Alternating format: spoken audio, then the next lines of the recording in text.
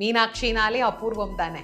அப்போ அதிசயமும் அபூர்வமும் நிறைந்த அன்னை மீனாட்சி ஒவ்வொரு நாளும் 8 வடிவமான ரூபத்துல 8 வகையான சக்திகளினுடைய கோலத்துல நமக்கு காட்சி தருகிறாள். முதல்ல காலையில திருவனந்தல் அப்படின்னு சொல்லுவாங்க. அதாவது பள்ளியறையிலிருந்து அம்பாளை எழுப்புற அந்த காலத்துல மகா சோடசி அப்படிங்கிற சக்தி ரூபிணியாக அம்பாள் வந்து அங்கு காட்சி தருகிறாள். அதற்கு பிறகு பிராதசந்தி அப்படின்னு ஒண்ணு இருக்கு. இந்த பிராதசந்தி காலத்துல அம்பாள் பாலாவாகவே அங்கே காட்சி தருகிறாள். அதற்கு பிறகு 6 to 8 நாழிகை அப்படிங்கிறதுல அம்பாள் புவனேஸ்வரியாக காட்சி தருகின்றாள். 12 to 15 நாழிகை அப்படிங்கிறதுல அம்பாள் கௌரியாக காட்சி தருகின்றாள்.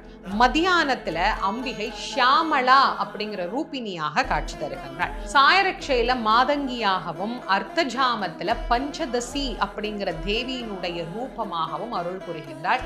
பள்ளியறைக்கு அம்பாள் திரும்ப இரவு